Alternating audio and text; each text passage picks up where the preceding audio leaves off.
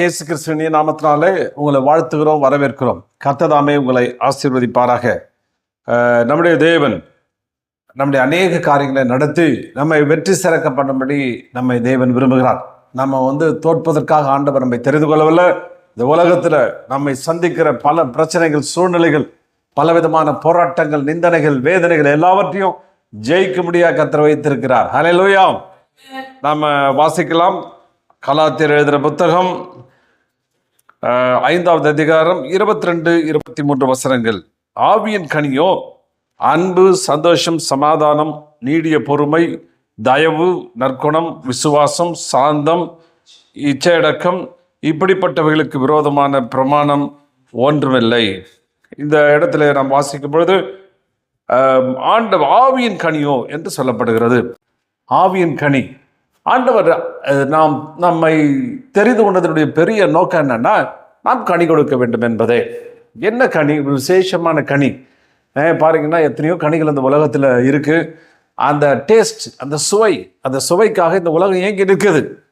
இங்கேருந்து எத்தனையோ இந்த மாம்பழத்தில் பார்த்தீங்கன்னா அல்ஃபோன்சா மாம்பழம் ரொம்ப ஃபேமஸ், வேர்ல்டு ஃபேமஸ். அமெரிக்காவுக்குலாம் அவ்வளோ எத்தனை டன் அங்கே போகுது. ஏன்னா அதனுடைய டேஸ்ட் அவ்வளோ நல்ல டேஸ்ட்டு, அவ்வளோ சுவை மிகுந்தது, இனிப்பு உடையது, அவ்வளவு மற்றவர்களை ஈர்க்கக்கூடியது. அப்போ இந்த கனி விசேஷமான கனி. அந்த கனி ஆவியின் கனியும். ஆண்டவர் சொன்னார், இந்த மரத்தை எப்படி, இந்த நல்ல மரமாக கெட்ட மரமாக எப்படி தெரிஞ்சுக்கணும்னா, நல்ல மரம் நல்ல கனிகளை கொடுக்கும். அப்போ கனிகளை கொடுக்கணும். அந்த கனி நல்ல கனியாக இருந்தால் அது மரம் நல்ல மரம், கெட்ட கனியாக இருந்தால் அது கெட்ட மரம்.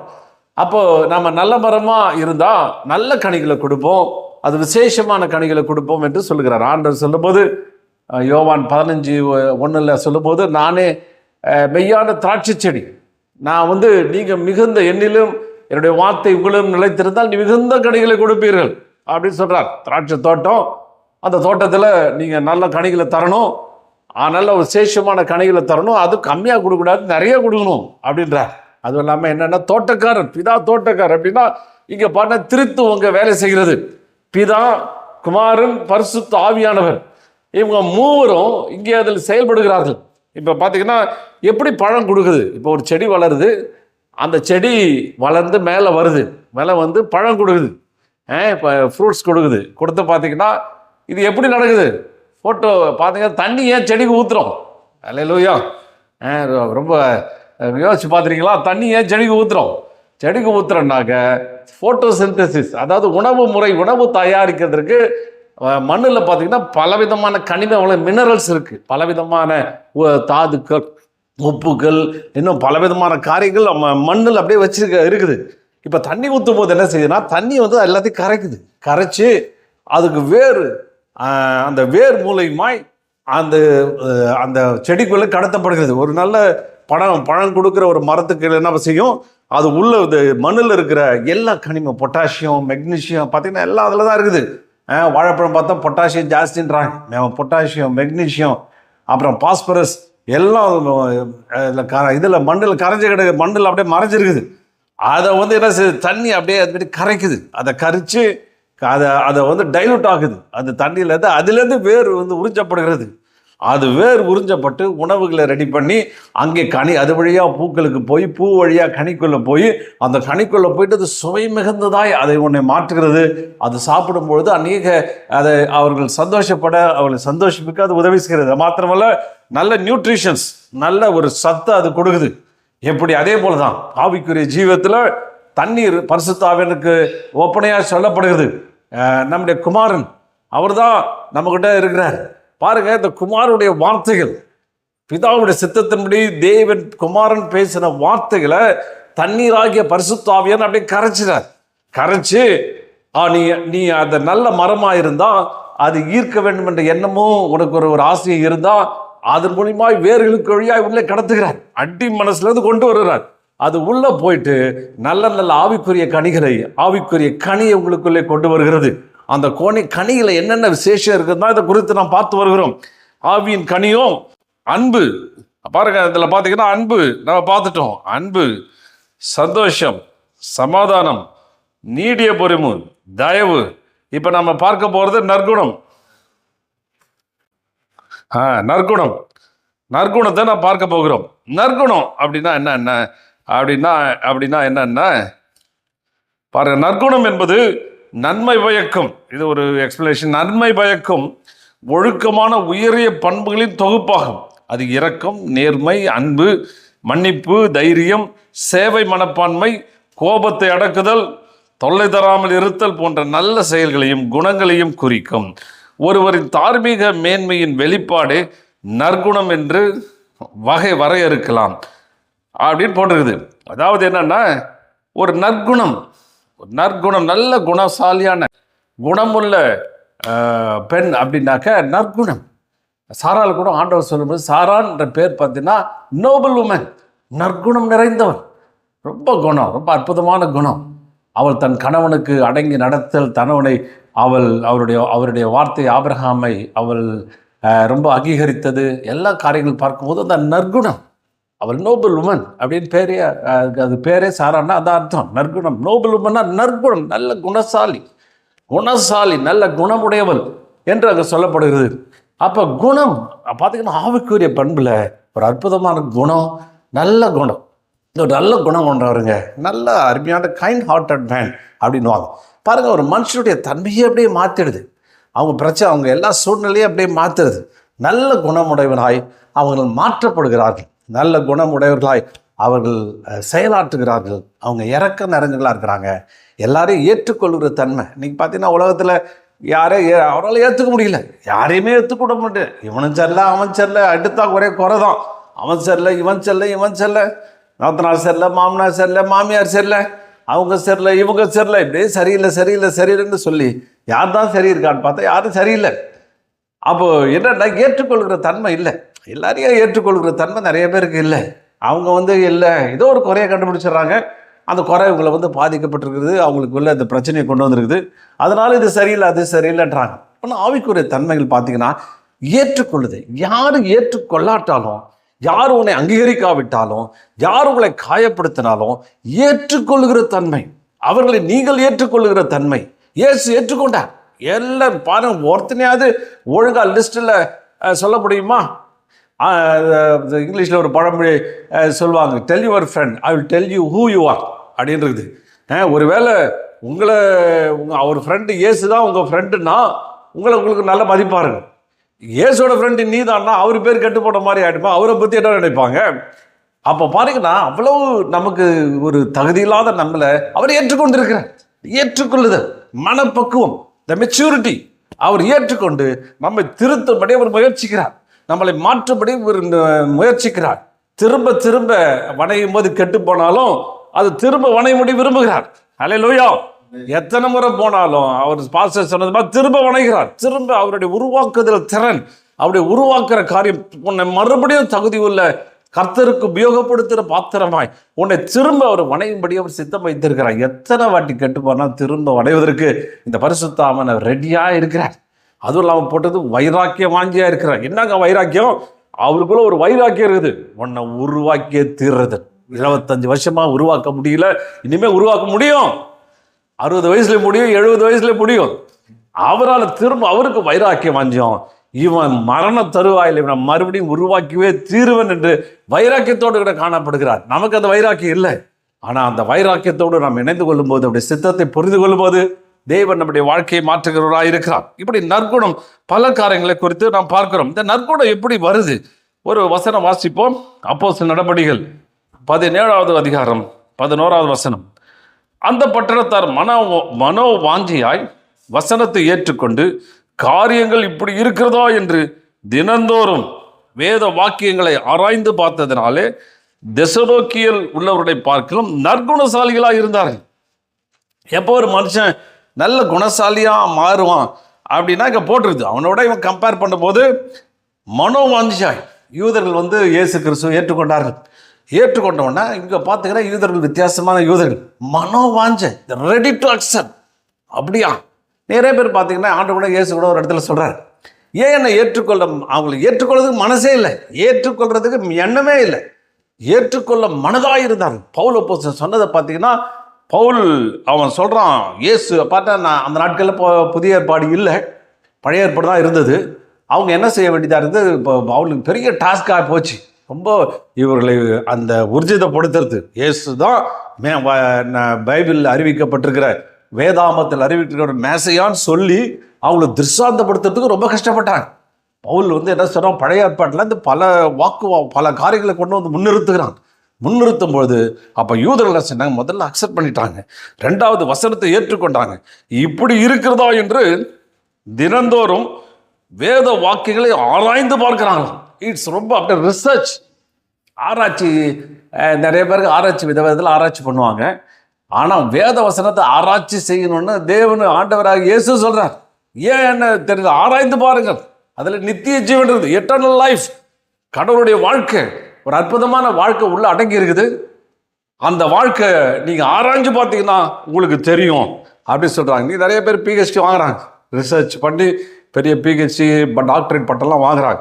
இங்கே பார்த்தீங்கன்னா நீங்கள் வேத வசனத்தை ஆராய்ச்சி பண்ணி நீங்கள் ஆராய்ச்சி பண்ணிக்கிட்டே இருக்கீங்கன்னா சாதாரண ஆராய்ச்சி இல்லைங்க, ரொம்ப ஒரு அற்புதமான ஒரு ஆராய்ச்சி. நீங்கள் ஆராய்ச்சி செய்யறது எவ்வளோ வேணால் ஆராய்ச்சி செய்யலாம். இதுக்கு கண்டுபிடிக்கிறதுல அவ்வளவு பொக்கிஷங்கள் இருக்குது. ஆராய்ச்சி செஞ்சு செஞ்சு செஞ்சு நீங்கள் பல காரியங்களை சொல்லலாம். ஆண்டவரோட தேவனுடைய ராஜ்யத்தை குறித்து சொல்லும்போது அது நிலத்தில் புதைத்திருக்கிற பொக்கிஷத்துக்கு ஒப்பாக இருக்குது. நீங்கள் அகழ்வாராய்ச்சிலாம் பார்த்தீங்கன்னா அவன் தோண்டி எடுத்த உடனே டங்குன்னு சத்தம் கிடச்சுன்னா போதும், அந்த பழைய பற்பாண்டை அதை உடஞ்சிரியா அப்படின்னு சொல்லிட்டு ரொம்ப லேசாக சின்ன சின்ன ப்ரஷ் வச்சுருப்பாங்க, சின்ன இது வச்சுருப்பாங்க. அப்படியே லைட்டாக தோண்டி தோண்டி தோண்டி அதை டச் பண்ணாமல் அப்படியே முழுசாக பொருளாக வெளியே எடுப்பாங்க. அது ஒரு ஆராய்ச்சி. அது பல இதோடு கூட அவர்கள் வந்து அவர்கள் சம்மந்தப்படுத்துவார்கள். இந்த ஆராய்ச்சி என்கிற வார்த்தையை தொடர்ந்து கிரேக்க பதத்தில் வாக்கும்போது புரோத்தோமியான்ற வார்த்தை, ஜீல், ஸ்பிரிட், ஈகர்னஸ், அதாவது ஏற்றுக்கொள்றதுல உற்சாகமாக கேட்கணுமா வசனத்தை. நிறைய பேருக்கு இந்த பிசாசு பிடிச்ச ஆட்கள்லாம் நான் கேட்குற முதல் கேள்வி, நீ வேதத்தை படிச்சுக்கிட்டாங்க இல்லைங்க? படிக்கவே முடியலைங்க, படிக்கவே ஏறலைங்க, படிக்கிறதுக்கே மனசு இல்லைங்க, படிக்கிறதுக்கே எனக்கு அவ்வளோ இன்ட்ரெஸ்ட் இல்லைங்க. ஏன்பா இன்ட்ரெஸ்டே இல்லை உனக்கு படிக்கிறதுக்கு? வேதத்தில் வந்து ஒரு இன்ட்ரெஸ்டே இல்லாமல் போச்சு. மண்ணா குறித்து சொல்கிறோம், அது சாப்பாடு மாதிரி. இந்த சாப்பாடு சாப்பிடலாம், அந்த சாப்பாடு சாப்பிடுங்க. அப்போ அந்த சாப்பாட்டில் மேலே இருக்கிற பிரிய மாதிரி அதை காட்டிலும் பெரிய இருக்கணும். அதை சாப்பிடாமல் இருக்க முடியுமா? இதை சாப்பிடாமல் இருக்க முடியாது. உற்சாகமாக கேட்கணும். அல்லேலூயா. வேத சர்ச்சில் போனால் பாதி வேங்க. ஒரு அம்மா சொன்னாங்களாம், பாஸ்டர் நைட்டு 12 மணிக்கு ஃபோன் அடித்தாங்களாம் அந்த பாஸ்டருக்கு, பாஸ்டர் நேற்று பண்ண பிரசங்கம் ரொம்ப நல்லா இருந்து பாஸ்டர். அப்படியாம்மா, உனக்கு எந்த பாயிண்ட்டும்மா பிடிச்சிருக்குது அப்படின்னு பாஸ்டர் கேட்டேன். இல்லை பாஸ்டர், நான் 2 நாளாக தூக்காமல் ரொம்ப கஷ்டப்பட்டேன். நீங்கள் உங்கள் பிரசங்கம் பண்ணோன்னு அப்படியே தூங்கிட்டேன். தயவுசெய்து அதே பிரசங்கத்தை மறுபடியும் பண்ணுங்க பாஸ்டர், தூக்கம் வர மாட்டேங்குது அப்படின்னாங்களாம். அப்படி கேட்கறது இல்லை, நல்லா ஓப்பன் பண்ணி மைண்டில் ரிசீவ் பண்ணுறது. அடுத்த என்ன காரியங்கள் எப்படி இருக்கிறதா பாருங்க. அதில் பாருங்கன்னா காரியங்கள் இப்படி இருக்கிறதா, இதுதானா அதுதானான்னு கம்பேர் பண்ணி மனவாஞ்ச ஜீல், பேரார்வம், உற்சாகம், வசனத்தை கேட்கும் போதே அப்படியே சும்மா உற்சாகமாக ஆயிடுவாங்க. சில பேர் நம்ம தான் பலதரப்பட்ட ஆட்களை நம்ம பார்க்குறோம். சில பேருக்கு வசனத்தை கேட்ட உடனே கொட்டாவி வந்துடுது. ஏன் கொட்டாவி வருதுன்னு நான் யோசிச்சு பார்த்தேன். ஏன் இந்த சத்துரு கொட்டாவியை கொண்டு வந்துடுறா அப்படின்னு. நீங்கள் நல்லா பாருங்கள், வசனத்தை கேட்கும்போது கொட்டாவி விடும்போது 2 காதை அடைச்சிக்கும், வசனம் உள்ளே போகாது. அப்போ பிசாசு என்ன பண்ணுறான், கொட்டாவியை வர வச்சுட்டா இருந்தானா எந்த வார்த்தையும் உள்ளே போகாது. அப்போ வாயை திறக்கும் போது 2 காதை அடைச்சிக்குது. அதுதான் சயின்டிஃபிக் உண்மை, நல்லா தெரிஞ்சுங்க. ஆனால் ஆண்டவர் உங்களை அற்புதமாய் நடத்தும்படி விரும்புகிறார், ஆச்சரியமாக நடந்து வருகிறார். அங்கே எல்லாம் நல்லா உட்கார்ந்து அவங்க கீழாக கேட்குறாங்க. அதுவும் வசனம் இப்படி இருக்கிறதா அப்படி இருக்கிறதா இதோட அதை கம்பேர் பண்ணுறாங்க. பவுல் அப்போஸ்தலர் வந்து சொன்னதை பழைய ஏற்பாட்டில் போயிட்டு ஆராய்ச்சி பண்ணுறானுங்க. இது எப்படியா, இதில் நீங்கள் லிங்க் இருக்கா, அதில் நீங்கள் இருக்கா, தாவீது சொல்லியிருக்கானா, அது சொல்லியிருக்கானா அப்படின்னு சொல்லிட்டு ஏதோ ஒரு நாள் சொல்லிட்டு கண்டுபிடிச்ச விடலை. தினந்தோறும் டெய்லி உங்கள் ரிசர்ச், இன்னைக்கு ஒரு பெரிய ஆராய்ச்சி நடத்தணும். ஆராய்ச்சி கூடத்துக்கு போயிட்டீங்க, இது ஒரு பெரிய ஆராய்ச்சி புத்தகம். ஒவ்வொரு வசனத்தை ஆராய்ச்சி பண்ணி வாழ்நாள் ஃபுல்லாக இருந்தால் 10,000 வருஷம் இருந்தாலும் இந்த ஆராய்ச்சி முடியவே முடியாது. அவ்வளோ மிகப்பெரிய ஒரு ஆராய்ச்சி. அந்த ஆராய்ச்சியை ஈடுபடுத்தினா அவங்க உள்ள சந்தோஷத்துக்குள்ளே போகும். அது மாத்திரமல்ல, நற்குணசாலியாக மாறிடுவாங்களாம். நல்ல அற்புதமான குணப்படைத்த ஆட்களாய் மாறிவிடுவார்கள் என்று அங்கே சொல்லப்படுகிறது. இன்னும் பார்த்தீங்கன்னா ஆராய்ந்து பார்த்தல், அந்த வார்த்தையும் பார்த்தேன். அனாக்ரினோ அப்படின்ற ஒரு வார்த்தை சொல்லப்படுது. எக்ஸாமின் ஆர் ஜட்ஜ், தமிழில் நான் மொழிபெயர்த்திருக்கிறேன். விசாரணை அல்லது தீர்ப்பு, விசாரிக்க ஆராய, விசாரிக்க ஆராய. சல்லடை கேள்வி, கல்லடை போட்டு கேள்வி கேட்டாங்க. சல்லடா மாதிரி அவ்வளோ கேள்வி கேட்டுக்கணும். அவ்வளோ ஒரு ஒரு வசனத்தை ஏன் சொன்னான், எதுக்கு சொன்னான், எப்படி சொன்னான், ஏன் எப்படின்னு சொல்லிட்டு கேள்வி மேலே கேள்வி கேட்டு சில பேர் துணைச்சுவாங்க. விசாரணை கொண்டு போனால் கைதியை அப்பா இந்த தொலை அந்த விசாரணையிலே கண்டுபிடிச்சிருவாங்க ஆள் தப்பு செஞ்சான தைலன். இன்னும் பெற்றா நீதிபதியின் தடவியல் அர்த்தத்தில் விசாரணை நடத்தும். தடவியல் அப்படின்னு என்னன்னா இதில் சொல்லுவாங்க ஃபோரன்சிக். ஒரு குற்றம் நடந்துருச்சுன்னா, கொலை நடந்துருச்சுன்னா அந்த ஃபோரன்சிக் டிபார்ட்மெண்ட் வந்துடும். டிபார்ட்மெண்ட் அப்படியே ஆராய்ச்சி பண்ணோம். சமீபத்தில் ஒரு கொலை குறித்து ஒரு காரியத்தை நான் வாசித்தேன். ஒரு அம்மா திடீர்னு ஒரு அம்மா வந்து கை குழந்தையோடு அழுது புரண்டுச்சான். எல்லாம் கூட்டாங்க, என்ன ஆச்சுன்னு. நான் பால் கொடுத்துட்டே இருந்தேன், குழந்தை அப்படியே செத்து போச்சு, பால் மூக்கில் ஏறி ஏறி செத்து போச்சு அப்படின்னு சொல்லிட்டு ஓன்னு கதறிச்சான். உடனே எல்லாரும் புருஷனுக்கு சொல்லப்பட்டது. புருஷன் உடையாந்து அந்த குழந்தைய எடுத்துன்னு போயிட்டு அங்கே ஹாஸ்பிட்டல் கொண்டு போயிட்டாங்க. ஹாஸ்பிட்டலில் போனோடனே ஹாஸ்பிட்டல் என்ன சொன்னாங்க, இது கொஞ்ச நேரத்துக்கு இதுக்கு இறந்தே சில மணி நேரங்கள் ஆயிடுச்சுங்க, இறந்து போச்சுங்க அப்படின்னு சொல்லிட்டாங்க. உடனே அவன் என்ன சொல்லிட்டான், டாக்டர் வந்து சர்டிஃபிகேட் பண்ணும்போது இது அன்நேச்சுரல் டெத், அதாவது இயற்கைக்கு முரண்பாடான மரணம்னு எழுதிட்டான். அப்படி எழுதிட்டாக்க அது போலீஸ் ஸ்டேஷனுக்கு போயிடும். உடனே போலீஸ் ஸ்டேஷனுக்கு போயிடுச்சு. உடனே அவங்க புருஷன் அழுகுறான், ஏன் நாங்கள் தவம் கடந்து பெற்றுக்கொண்ட இந்த பிள்ளை ரெண்டு பேரும் பெண் பிள்ளைகளாக போயிடுச்சு, மூணாவது குழந்தைய நாங்கள் காத்திருந்து அவ்வளோ செலவு பண்ணி எங்கள் இதில் பிறந்துச்சு. என் மனைவிக்கு என் சொந்த தாய் அவளுக்கு மேலே அந்த குழந்தை மேலே அவ்வளவு பற்று இருக்குது, அவர் எப்படி அது தவறான மரணம் சொல்லுவீங்க, எங்கள் பேருக்கு கெட்டப்படி கெஞ்சி கூத்தாடி எழுதி கொடுத்துட்டு அந்த குழந்தைய கொண்டு வந்து புதைச்சிட்டு இருக்கும். நான் ஒரு நாள் கொஞ்சம் சில நாட்கள் ஆன பிற்பாடு வீடை அவன் க்ளீன் பண்ணும்போது ஒரு மொபைல் ஃபோனை பார்த்துருக்குறான். பார்த்தோன்னே அவன் இன்னொருத்தருக்கு அந்த ஃபோட்டோவை அனுப்பிச்சு செத்து போன குழந்தைய ஃபோட்டோ பண்ணி அனுப்பிச்சிருக்காங்க. உடனே அவனுக்கு சந்தேகம் வந்துடுச்சு. சந்தேகம் வந்தோடனே அங்கே உடனே போலீஸ் ஸ்டேஷனுக்கு சொல்லி அனுப்பினாங்க. போலீஸ் ஸ்டேஷன் டீமோடு வந்துடுச்சு. குரூப் பார்த்திங்கன்னா தடவியல், பலவித சயின்ஸு, கைரேகை, இன்னும் பலவிதமான காரியங்களை அவர்கள் செய்வார்கள். வந்தோடனே மொதல் காரியம் புதைச்ச குழந்தைய அவங்க வெளியில் எடுத்தாங்க, திருப்பி லேபுக்கு அனுப்புனாங்க. கொஞ்சம் கொஞ்சமாக டெஸ்ட் பண்ணாங்க. அது பார்த்தாங்கன்னா கழுத்தை நெரிச்சு கொலை செஞ்சுருக்குது. அவங்க கண்டுபிடிச்சாங்க இது பால் புறையிறதுனால இல்லை, கழுத்தை நெரிச்சு கொலை செய்யப்பட்டிருக்குது அப்படின்னு. அப்புறம் இன்னும் பல விதங்களை கண்டுபிடிச்சாங்க. அதுக்குடைய ஃபோன், அந்த எலக்ட்ரானிக் டிவைஸ் எல்லாம் ஆராய்ச்சி பண்ணாங்க. அதில் கேட்டாக்க இது தகாத உறவு. அந்த உறவில் அவன் கேட்டிருக்கிறான், எனக்கு உண்மையான அன்பு இருக்குன்னா குழந்தைய கொலை செய்யணும்னு ஒருத்தர் கேட்டிருக்கிறான். அப்போ அவன் மேலே வச்ச அன்புனால அந்த பிறந்த குழந்தைய 6 மாதம் ஆன குழந்தைய கழுத்தை நெரிச்சு அவனே கொலை செய்திருக்கிறான். பின்பு அவள் ஒற்றுக்கொண்டாள். பாருங்க, நம்ம ஜென்ரலாக ஒரு கருத்தை நாம் ஏற்றுக்கொள்கிறோம். ஒரு தாய் எப்படி கொலை செய்வான், ஒரு காரியம் எப்படி நடக்கும் அப்படின்னு எல்லாரும் அந்த சைடு தான் யோசிக்கிறோம். ஆனால் தடவியல் ஃபோரன்சிக் அப்படி கிடையாது. ஃபோரன்சிக் அப்படியே ஒரு ஸ்டெப் பை ஸ்டெப்பாக புதைச்சதெல்லாம் எடுத்து தோண்டி போட்டு ஆராய்ச்சி செஞ்சு உண்மையை கண்டுபிடிக்கிறது. அதுதான் அதே பக்குவத்தில் தான் வேதத்தை தேவன் ஆராயும்படி வைக்கிறார். வேதத்தை ஒவ்வொரு உறுப்புகளையும் ஒவ்வொரு எழுத்துக்களையும் ஆராய்ச்சி செய்யுங்க. ஒரு புள்ளி கமா கூட ரொம்ப முக்கியமான விஷயம், அதை ஆராய்ச்சி செய்யுங்க. நீங்கள் நேரம் கிடைக்கும் போதெல்லாம் ஆராய்ச்சி செய்யுங்க. உங்கள் பிரதான ஆராய்ச்சி வேதமாய் மாறும்போது நீங்கள் நற்குணசாலியாய் மாறுவீர்கள். ஹல்லேலூயா. சாதாரணமாக மனுஷன் புத்தியை மாற்றவே முடியாதுங்க, ரொம்ப மோசமான புத்தி. ஆண்டவரே சொல்லிட்டார், இவன்கிட்ட போராடவே முடியாதுன்ட்டார். சோத்திர மனுஷனுக்கிட்ட போராடி இவனை மாத்திரம் ட்ரை பண்ண, இதுக்கு மேலே இவன்கிட்ட போராடினா ஆள் சோர்ந்து போயிடும், விட்டுருப்பான்னு ஒரு சபையில் கை கழுவே விட்டுட்டார். ஆனால் புதிய ஏற்பாட்டில் பரிசுத்த ஆவியானவர் கொடுத்து உங்களை ஆராய்ச்சி செய்து நீங்கள் ஆராய்ச்சி செய்யும்படி தேவன் விரும்புகிறார். அப்போ தான் நம்ம ஆண்டவர்கிட்ட இருக்கிற அந்த நியூட்ரிஷன்ஸ் பாருங்கள். இந்த பரிசுத்த ஆவி என்ன செய்கிறாரு, குமாரன்ட்ட இருக்கிற அழகான அற்புதமான குணங்களை, அதிசயமான குணங்களை, தேவனுடைய குணங்களை, தேவனுடைய காரியங்களை அப்படியே கரைச்சி பரிசுத்த ஆவியார் உனக்குள்ளே ஏற்றுகிறார். அப்போ நீங்கள் கொடுக்குற கனி அற்புதமாக இருக்கும். இந்த உலகம் சுவைச்சு பார்த்துட்டு ஐயோ இப்படி ஒரு டேஸ்ட்டை நான் பார்க்கலையே, அப்போ இவள் வணங்குற தேவன் விசேஷமானவர் என்பதை புரிந்து கொள்ளும்படியாய் தேவன் நமக்கு உதவி செய்கிறார். அப்போ பாருங்கள், இந்த இடங்களை நாம் தொடர்ந்து வாசிக்கும் பொழுது நான் ஆண்டவர் சொல்கிறாரு, காயனை பார்த்து சொல்கிறாரு, ஏன் உனக்கு எரிச்சல் உண்டாயிற்று, ஏமா எரிச்சல் உண்டாச்சு, ஏன் முகநாடி வேறுபட்டது. பல மொழிபெயர்ப்பில் பார்த்தீங்கன்னா இப்படி போடுது, why you are so sad, ஏன் துக்கமாக இருக்கிற அப்படின்னு கேட்குற. ரொம்ப துக்கமாக இருக்கிறப்பா, எரிச்சலாக இருக்கிற, ஏன் எரிச்சலாக இருக்கிறேன்னா ஆராய்ச்சி செய் கொஞ்சம். ஏன் எரிச்சல் வந்து திடீர்னு எரிச்சலாக இருக்கா, எனக்கு பிடிக்கலைங்க ஐயாப்பா ஏன்பா எரிச்சல் வந்தது, கொஞ்சம் அனலைஸ் பண்ணு பாருங்க. ஆண்டவர் ஆராய்ச்சி செய்யும்படி விரும்புகிறேன். இந்த காயின் பார்த்தீங்கன்னா அதெல்லாம் அவனுக்கு அதை பற்றி கவலை கிடையாது. நான் நினச்சதை செய்யணும், நினச்சதை இது பண்ணணும் அப்படின்னு சொல்கிறான். யோவான் அவனை குறித்து யோவான் 1 யோவான் 3:12 வசனங்களை வாசிக்கும்போது, பொல்லாங்கினால் உண்டாயிருந்து தன் சகோதரனை கொலை செய்த காயினை போல் இருக்க வேண்டாம். அவன் எது நிமித்தம் அவனை கொலை செய்தான்? தன் கிரிகள் பொல்லாதவைகளும் தன் சகோதரனுடைய கிரிகள் நீதி உள்ளவர்களுமாய் இருந்தது நிமித்தம்தானே அப்படின்னு போடுறது. அப்போ பாருங்க, இந்த வசனம் பொல்லாங்கினால் உண்டாயிருந்து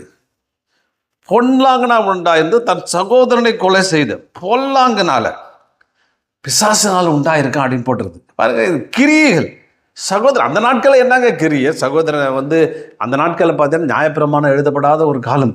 அந்த காலத்தில் என்ன கிரிகள்? இவனுடைய கிரிகள் பொல்லாதாக இருக்குது, அவனுடைய கிரிகள் பொல்லாதாக இருக்குது. பாருங்க, பேரே ஆச்சரியமாக இருக்குது. காயின்னா கூரான கத்தின்னு அர்த்தமா, கூர்மையான ஆயுதம் போட்டு தான் நறுக்குன்னு குத்துறது. அல்லேலூயா. சில பேர் பேசினா நறுக்குன்னு குத்துவான், வலி தாங்க முடியாது. வார்த்தையினாலே பட்டையை குத்து போல பேசுகிற உண்டு. சும்மா பேசினா 10 நிமிஷத்தில் 8 நிமிஷம் ஆளை குத்துறதுலே இருக்கும். குத்தி காயப்படுத்தி கிளறி விட்டுருவோம். அப்போ காயின மாதிரி கேரக்டர், அந்த கேரக்டர் பார்த்தீங்கன்னா கசப்பு, விரோதம். அது பயங்கரமான ஒரு காரியம். அந்த விரோதம் தன்னுடைய சொந்த சகோதரன் என்ன செஞ்சான்னு இவன் காணிக்க கொண்டு வந்து அவர் அக்செப்ட் பண்ணிட்டார். அவன் தான் அக்செப்ட் பண்ணிட்டார், இவன் தான் அக்செப்ட் பண்ணல. அதுக்கு என்ன பிரச்சனை? நீ ஆண்டவரோட தானே கேட்கணும். ஏன் ஆண்டவரே என்ன இது பண்ணலை? அவனை ஆசீர்வச்சிங்க. ஆண்டவர் சொல்றார், நன்மை செய்தால் மேன்மை இல்லை. இப்போ நீ பி கூல், ரொம்ப சந்தோஷமா ஹாப்பியா உற்சாகமா இருந்தா உனக்கு நன்மை உண்டுன்னு சொல்றாரு. நீ ஏன் எப்போ பார்த்தாலும் கடுகடுன்னு இருக்கிற, எரிச்சலா இருக்கிற, கோபமா இருக்கிற, எப்போ பார்த்தாலும் ஒரு மாதிரி நிதானம் இல்லாமல் இருக்கிற, குழப்பமா இருக்கிற, ஏன் இருக்கிற? நிறைய பேர் ஆவிக்குரிய ஆட்களிடம் பார்க்குறோம், பெரிய பரிசுத்தவான்னு சொல்லுவாங்க. எப்போ பார்த்தாலும் எரிச்சலாக இருக்குது, எரிஞ்சு உழறது, கத்துறது, ஒரு கூலாகவே இருக்க மாட்டாங்க. அப்போ எரிச்சலாக இருக்கிறது தப்பான ஒரு விஷயம் தானே. எரிச்சல் ஏன் வருது? ஹேட்ரட், வெறுப்பின் அடிப்படையில் எரிச்சல் வருது. எரிச்சல் ஏன் வந்தது? பொறாமையின் அடிப்படையில் வருது. யோவான் சொல்லுகிறான், இவனுடைய கிரியைகள் பொல்லாததாக இருக்கிறது, அவனுடைய கிரியைகள் நன்மையுடையதாக இருக்கிறது. அப்போ பார்த்தீங்கன்னா அவன் மேலே கோபமும் எரிச்சலும் வெறுப்பும் கசப்பும் தன்னுடைய சொந்த சகோதரன் மேலே அவன் வைத்திருந்தான். ஆனால் அவனுக்கு இவன் மேலே வெறுப்பு கிடையாது. பாருங்க, அவன் வயல்வெளி கூப்பிட்றான், அவன் கிளம்பி போகிறான், ஏதோ பேச கூப்பிட்றான் போலன்னு போகிறான். அங்கே வச்சு அவனை கொலை செய்கிறான், திட்டமிட்டு கொலை செய்ய. இன்னொருடைய பல பண்புகளை பாருங்க. அவன் கேட்குறான், எங்கடா அவன் தம்பின்னு கேட்குறாரு. அவன் சொன்ன, நான் என்ன காவலாளியா அப்படின்றான். என்ன இவனுக்கு ஆண்டவரை குறித்து ஒரு அறிவு இருந்தது? தேவனுங்க அவரு. சொல் பிறவாதற்கு முன்ன ஒரு சொல்லு வாயிலிருந்து வெளியில் வர்றதுக்கு கூட என்ன சொல்லுவாரோட அவருக்கு தெரியும். நீ என்ன பேச போறன்னு தெரியும், என்ன இன்டென்ஷன்ல இருக்குன்னு பேச போறீங்க. அவர் அப்பேற்பட்ட கருத்தரிக்கும் போதே என்னை அறிந்திருக்கிறார் அப்படி போடுறாரு. அவ்வளவு பயங்கர ஞானமுடையவர், சகலவற்றையும் அறிந்து கொண்டவர். இஸ் ஆம்னிபோட்டன்ட், எல்லாவற்றையும் எங்கும் நிறைந்திருக்கிற தேவன். அந்த காடுக்கு இவர் போச்சது தெரியலையாம். அவன் போய் சொல்றான். அப்புறம் சொல்றான், இந்த தண்டனை எனக்கு ரொம்ப பெருசுன்றான். என்ன அவருக்கு அப்போ அவனுடைய காரியங்கள்லாம் பார்த்தீங்கன்னா பொய் பேசுகிறான், மறைக்கிறான். தேவனுக்கு குறித்த சரியான எண்ணம் இல்லை. சொந்த சகோதரனை, மூத்த சகோதரனா என்னங்க பண்ணணும்? மூத்த சகோதரன் தான் பிள்ளைகள்லாம் கீழே இருக்கவங்களாம் கவனிக்கணும். தகப்பனுக்கு அடுத்த ஸ்தானம். சொத்து மட்டும் ஆண்டவர் சொல்றார், சேஷ்ட புத்திரன் அப்படின்னு. இவன் சேஷ்ட புத்திரன் போல. அதனால் சேஷ்ட புத்திரனா சகலத்தையும் சுதந்திரிக்கணும்னா, எல்லாருக்கும் தகப்பனா அடுத்த ஸ்தானத்தில் இருந்து கவனிக்கணும்னா ஒருத்தரை வச்சுருந்தான். நீ வேற மாதிரி சேஷ்ட பண்ணிட்டு இருந்தனா எப்படி முடியும்? அப்போ வெறுப்பு, கசப்பு, இதெல்லாம் பார்த்தீங்கன்னா பொல்லாததாக இருக்குது. அதெல்லாம் இருக்குது. நற்குணசாலிக்கு ஆப்போசிட்டாக வெறுப்பும் கசப்புறதுனால ஃபஸ்ட்டு மர்டரு எப்படி பண்ணுன்னு இது யாருக்கும் தெரியாது, யாரும் சொல்லிக் கொடுக்கல. கரெக்டாக மர்டர் பண்ணுறான். அதனால தான் சொல்லப்படும் பொல்லாங்கினால் உண்டாயிருந்து பிசாசினால் உண்டாயிருக்கிறான் அப்படின்னு அங்கே போட்டிருக்குது. வெறுப்பும் கசப்புக்கும் அடிப்படை சத்துரு அப்படி என்று சொல்லப்படுகிறது. அப்புறம் பார்த்து கொலை செய்த பொல்லாதவர்களும் தன் சகோதரன் கிரியில் நீதியுள்ளமாக இருந்த நிமித்தம் தானே. பாருங்க 13 என் சகோதரரே, உலகம் உங்களை பகைத்தால் ஆச்சரியப்படாதீர்கள். அவன் உன்னை பகைச்சா ஆச்சரியப்படாதீங்க, நீங்கள் பகைக்கூடாது அப்படின்னு போட்டிருக்குது. நாம் சகோதரத்தில் அன்பு கூறப்படினாலே மரணத்தை விட்டு ஜீவனுக்கு உட்பட்டு இருக்கிறோம் என்று அறிந்திருக்கிறோம். சகோதரனிடத்தில் அன்பு கூறாதவன் மரணத்தின் நிலை கொண்டிருக்கிறான். தன் சகோதரனை பகைக்கிறவன் எவனும் மனுஷ கொலைபாதனாக இருக்கிறான். மனுஷ கொலைபாதனவனோ அவனுக்குள் நித்திய ஜீவன் நிலைத்திராது என்று அறிவீர்கள். ரொம்ப ஸ்ட்ராங்காக இருக்குது. இப்படிலாம் அந்த வசனங்கள் வார்த்தைகள் எவ்வளோ பயங்கரமாக இருக்குது பாருங்கள். சகோதரனை பகைக்கிறவனும் எப்பா நீக்கு நான் காயின் மாதிரி யாரும் கொலை செய்யலிங்க, கத்தி எடுத்து கொலை செய்யலிங்க, நான் அவனை எதுவும் திட்டமிட்டு கொண்டு போயிட்டு தோண்டி புதைக்கலுங்க இல்லை. ஆண்டவர் புதிய ஏற்பாட்டு காலத்தினுடைய பகைக்கிறியா, வீணனே சொல்றியா, சரியில்லைன்னு சொல்றியா, போச்சுடா நீ கொலைபாதகன், வர மர்டர் அப்படின்ற. அப்போ என்ன அர்த்தம்? உள்ளத்தின் ஆழத்தில் கூட அப்படிப்பட்ட மர்டர், அது எரிச்சல் உண்டாகக்கூடாது, பகைக்கக்கூடாது, விரோதிக்கக்கூடாது, கசப்பு, எனிமிட்டி, பொறாமை, இப்படி எதுவும் உள்ளே வரக்கூடாது. 4 கார் வச்சுருந்தா 8 கார் வாங்கணும், ஜாம் பண்ணுங்க. அல்லேலூயா, சோத்திரம் அப்படின்னு பாருங்க. அப்போ இவருடைய அந்த ஆசீர்வாதத்திற்கு தடை ஆபேல் நினைக்கிறான். ஏன் ஆண்டவன் ஏன் காணிக்கை எடுத்துக்கலன்னா, என்னை ஆசீர்வதிக்கலன்னா இவன் தான் காரணம் நினைக்கிறான். இல்லை, உன் ஆசீர்வாதத்தை யாராலும் தடை பண்ண முடியாது, எவராலும் தர முடியாது. ஒரு சகோதரனை நேசித்து அன்பு செலுத்தினா உனக்கு கூட கொடுப்பேன் என்று ஆண்டவர் சொல்லுகிறார். அப்போ மர்டரர் சொல்றார், கொலைபாதகன் அப்படின்னு அங்கே போய் நிறுத்துகிறார். அப்போ நற்குணசாலி பாருங்க. இதெல்லாம் எப்பெல்லாம் மாற முடியாது. கிறிஸ்துக்குள்ள வேத ஆராய்ச்சி வேண்டும், அது அதிகமாக ஆராய்ச்சி செய்ய வேண்டும். இன்னும் எவ்வளோ தூரம் ஆராய்ச்சி பண்ணணுமோ அவ்வளோ தூரம் ஆராய்ச்சி பண்ண வேண்டும். ஏனென்றால் ஆவியானவர் உங்க கூட இருக்கிறாரு.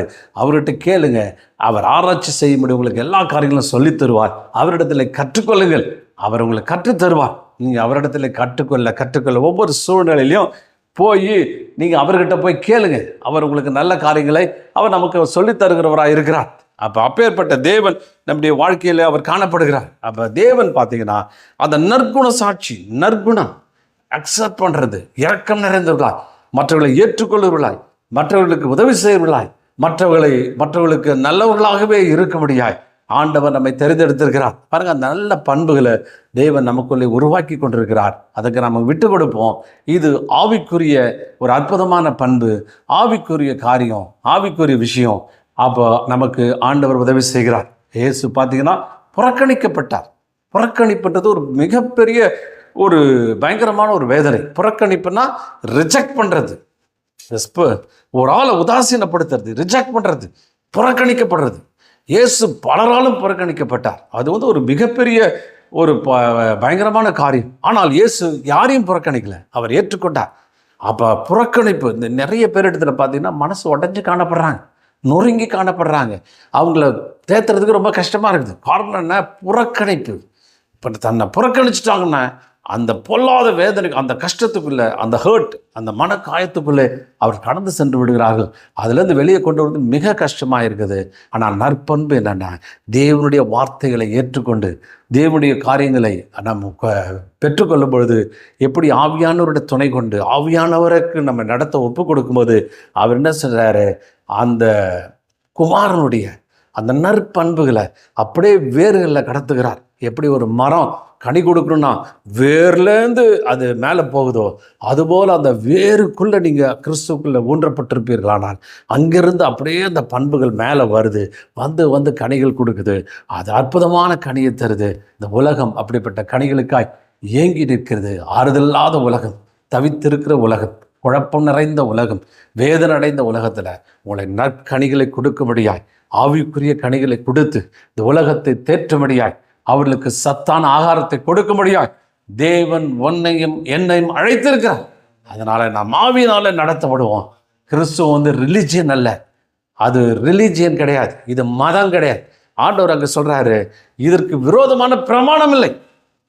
இந்த குணங்கள் இருந்துச்சுன்னா இதுக்கு விரோதமாக எந்த பிரமாணம் இல்லைன்னா இட்ஸ் லா, சட்டத்திட்டங்கள்.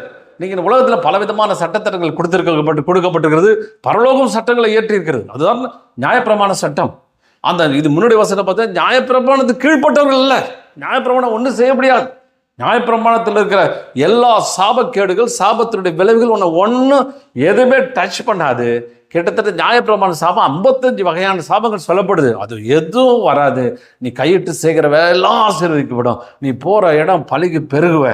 நீ இந்த பட்டணத்திலே ஆசீர்ப்ப, எந்த பட்டணத்துக்கு போனாலும் ஆசீர்வாதமாக இருப்பாய் என்கிற அந்த நியாயப்பிரமாண விரோதமாக அந்த நியாயப்பிரமாண வார்த்தைகளை நாம் நிறைவேற்றுகிறோம். அதுக்கு விரோதமாக பரலோக சட்டம் ஒன்றுமே கிடையாது. உங்களுக்கு விரோதமான எந்த சட்டமும் வேலை செய்யாது. தேவன் உங்களுக்கு வேலை செய்வார்.